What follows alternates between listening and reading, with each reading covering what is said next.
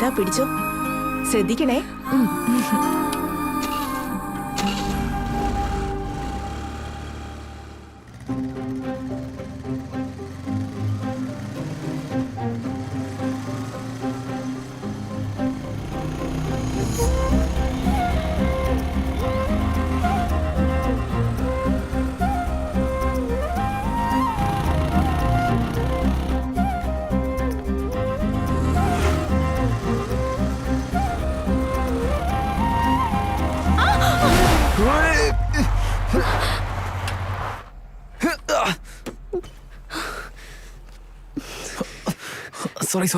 Sorry എന്തിനാ?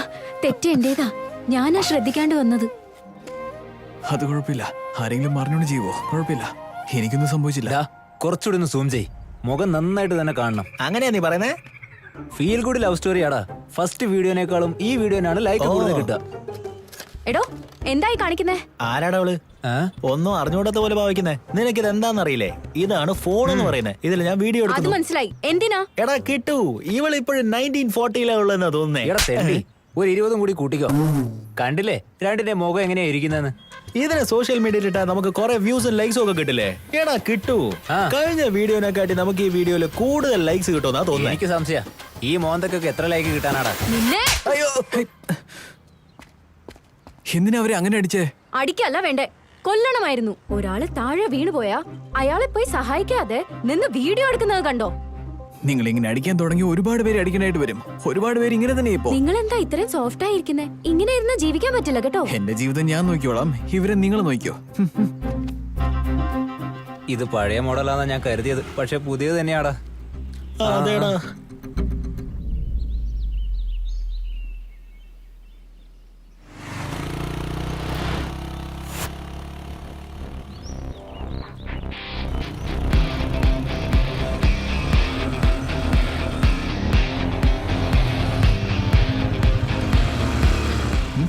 ഇപ്രാവശ്യങ്ങളും ശ്രദ്ധയോടെ ഇരിക്കുക.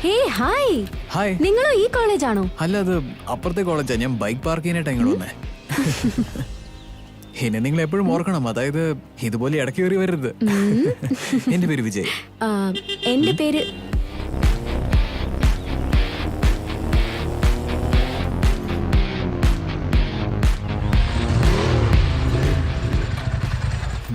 Hi, I M Harsh. ഈ ഏരിയയിൽ ഞാനും മാസമായിട്ടുള്ള ഒരാളാ. എന്താ മനസ്സിലായില്ലേ? ഈ ടൗണിലെ എല്ലാം ഞാനാ ബോസ്. കണ്ടില്ലേ എന്റെ ഫോട്ടോസ് ഒന്നും കണ്ടില്ലേ? Congrats. Thank you. Congrats. Thank you. അത് മാത്രമല്ലാതെ ഈ കോളേജിന്റെ പ്രിൻസിപ്പൽ എന്റെ അച്ഛനാണ്. ഹേയ്, വാ നമുക്ക് പോവാം.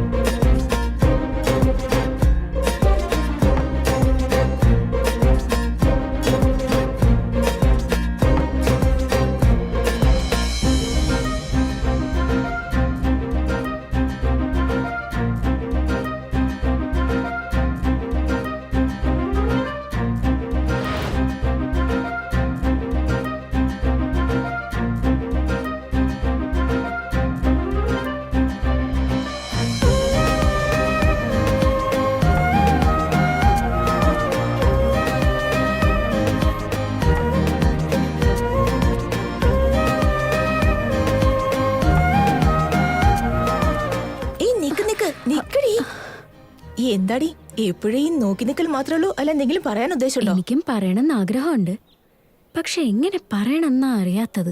അത് ശരി, 3 years ആയിട്ട് ഒരേ സ്ഥലത്തല്ല ബൈക്ക് പാർക്ക് ചെയ്യുന്നത്. ഇതുവരെ പറയാൻ സമയം കിട്ടിയില്ല. നിങ്ങളുടെ ബൈക്കിനേക്കാളും ഹസ്ബൻഡ് ആൻഡ് വൈഫ് എത്രയോ ഭേദാ. ഇടയ്ക്ക് മാറിയെങ്കിലും കിടക്കുമല്ലോ.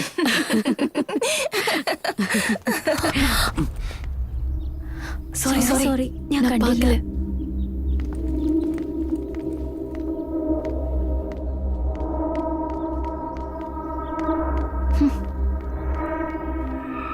നീ ആദ്യം പോയി പറയേ, ഇല്ലെങ്കിൽ എന്ത് വേണമെങ്കിലും സംഭവിക്കും, ഞാൻ പറഞ്ഞേക്കാം.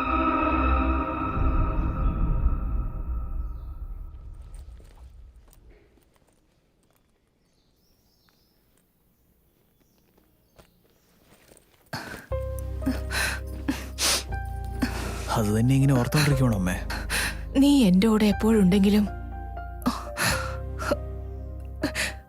അവൻ എന്നോടൊപ്പം ഇല്ലാത്തതിന്റെ വിഷമം അതെനിക്ക് എപ്പോഴും ഉണ്ടാവും.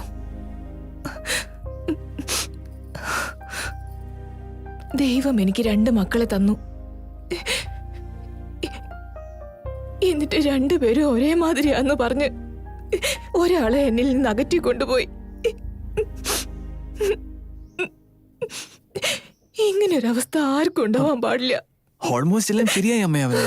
ഞാൻ വേണമെങ്കിൽ നന്നായിട്ടൊന്ന് അന്വേഷിച്ചിട്ട് വരാം. എങ്ങോട്ടാ പോണ്ടേ? അവൻ മാറില്ല. ഈ വീട്ടിലേക്ക് വന്ന എന്റെ സ്വയം കെടുക്കാതെ പോവില്ല അവൻ. ഇവിടെ ഉള്ളവരൊക്കെ എനിക്ക് ഒരു മകനാണെന്നാ വിചാരിച്ചിരിക്കുന്നത്. അത് അങ്ങനെ തന്നെ ആവട്ടെ. അവൻ കാരണം സ്വന്തം വീട് പോലും ഉപേക്ഷിച്ചിട്ട് വരേണ്ട നിലയായി. എല്ലാവരും ഒരുമിച്ചിരുന്നാലേ അത് ഫാമിലി ആവത്തുള്ളൂ അച്ഛാ. ഞാൻ തീർച്ചയായിട്ടും പോവും.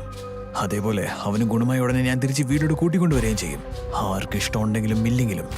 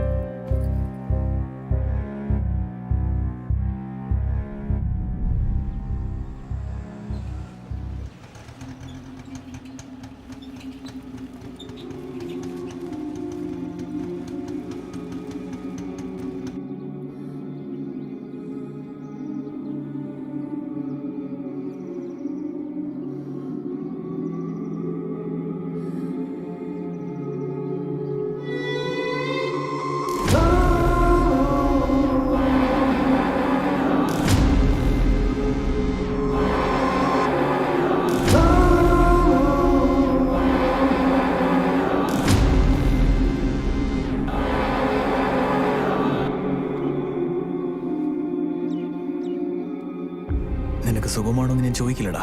കാരണം നീ നന്നായിരിക്കുമായിരുന്നേ ഞങ്ങളുടെ കൂടെ ഉണ്ടാവില്ലായിരുന്നോ? എടാ, ഡോക്ടർ പറയുന്നത് നന്നായിട്ട് കേക്കടാ. വേഗം വീട്ടിലോട്ട് വാടാ. അമ്മ ഒരുപാട് വിഷമിക്കുന്നുണ്ട്. സാഗർ, എടാ സാഗർ.